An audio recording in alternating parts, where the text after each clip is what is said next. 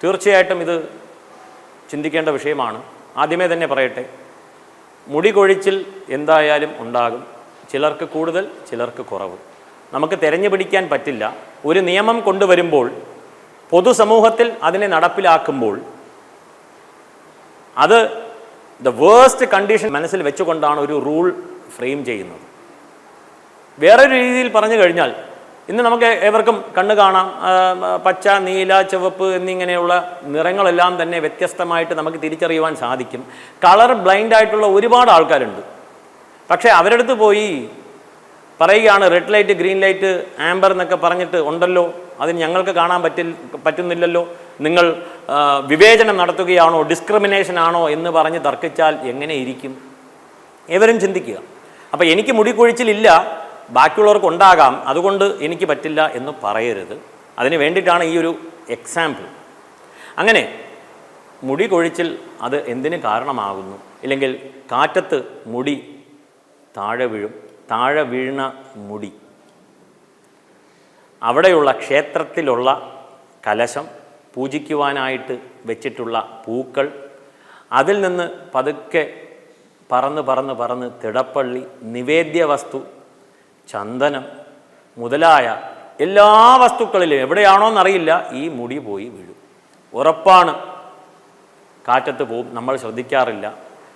ക്ഷേത്രത്തിലെ പൂജാരി നിവേദ്യ വസ്തു എടുക്കുന്നു, നിവേദ്യത്തിൽ മുടി കാണുന്നു. ഒന്ന് ആലോചിച്ച് നോക്കുക, അദ്ദേഹത്തിന് ഇത് നേദിക്കാൻ പറ്റില്ല, വീണ്ടും പായസം ഉണ്ടാക്കണം. കാരണം എവിടെ നിന്നാണ്? നമ്മുടെ ഈ ഒരു എക്കോസിസ്റ്റം ഇതിലേക്ക് ഒരു ദിവസം ക്ഷേത്രത്തിൽ പോകുന്ന സ്ത്രീകളുടെ എണ്ണം ലക്ഷക്കണക്കിനാണ്.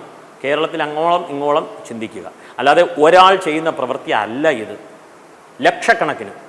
അപ്പോൾ അങ്ങനെ എല്ലാവരും ഒരുമിച്ച് ചേർന്ന് ഇതൊന്ന് ചിന്തിച്ച് ഇതൊന്ന് നടപ്പിലാക്കി മുന്നോട്ട് പോയാൽ നന്നാകുമായിരുന്നു എന്നുള്ള ഒരു അപേക്ഷയാണ്.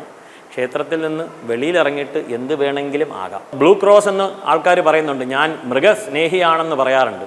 ഈ സ്ത്രീകളെല്ലാം തന്നെ മൃഗസ്നേഹികളുണ്ടെങ്കിൽ ദയവ് ചെയ്ത് മുടി കെട്ടണം എന്ന അഭിപ്രായമുണ്ട്. കാരണം ഈ മുടി, താഴത്ത് വീഴുന്ന മുടി പല ജന്തുക്കളുടെ ആഹാര സാധനങ്ങളിലും പോയി വീഴുന്നുണ്ട്.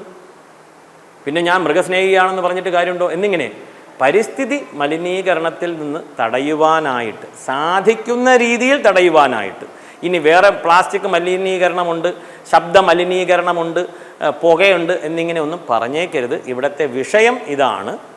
തലമുടി കെട്ടിവെച്ചാലുള്ള ഒരു ഗുണമാണ്. രണ്ടാമത്, നമ്മുടെ കൈ രണ്ടും ഫ്രീ ആവും.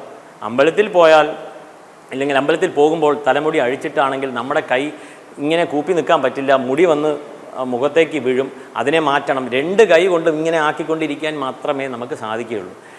5 കൊല്ലം ക്ഷേത്രത്തിൽ പോകുന്നു, കൈ ഇങ്ങനെ ആയിക്കൊണ്ടിരിക്കുകയാണ്, പ്രാർത്ഥനയില്ല, ശ്രദ്ധയില്ല, ഭക്തിയില്ല. എന്നിട്ട് ജ്യോത്സ്യൻ്റെ അടുത്ത് പോയിരിക്കും. ജ്യോത്സ്യം പറയും രാഹു കേതു ആണ് പ്രശ്നമെന്ന് പറയും. അപ്പോൾ ഇതിൻ്റെ സൈക്കിൾ ഒന്ന് ചിന്തിച്ചാൽ മതി. ചെറിയ ഒരു കാര്യമാണ്. മുടി കെട്ടിവെച്ച് നല്ല കോൺഫിഡൻ്റ് ആയിട്ടിരിക്കും. നമുക്ക് ഏവർക്കും അറിയാം, എയർ ഹോസ്റ്റസ് അല്ലെങ്കിൽ ഡോക്ടേഴ്സ് ഓപ്പറേഷൻ ചെയ്യുമ്പോൾ മുടി കിട്ടുന്നു. റെസ്റ്റോറൻറ്റിൽ അവിടെ ഭക്ഷണം പാചകം ചെയ്യുന്ന ആൾക്കാരെല്ലാം തന്നെ ക്യാപ്പ് വയ്ക്കുന്നു. മുടി അശുദ്ധമാണെന്ന് നമുക്കറിയാം, ദോഷമാണെന്ന് നമുക്കറിയാം. അതുകൊണ്ടാണ്. ആയതിനാൽ ഒരു റിക്വസ്റ്റാണ്, വിനയപൂർവ്വം അഭ്യർത്ഥിക്കുകയാണ്. ഇത് നല്ലത് എന്ന് തോന്നുന്ന കുറച്ച് സ്ത്രീകളെങ്കിലും ഉണ്ടാകുമെന്ന് വിചാരിക്കുന്നു. അവർ ഏവരും ഈ ഒരു നല്ല വിഷയത്തെ മറ്റുള്ളവരിലേക്കും പകർന്നു കൊടുത്ത് ക്ഷേത്രങ്ങളിൽ പോകുമ്പോഴെങ്കിലും തലമുടി കെട്ടിവെക്കണം എന്ന് അഭ്യർത്ഥിക്കുന്നു. നമസ്കാരം.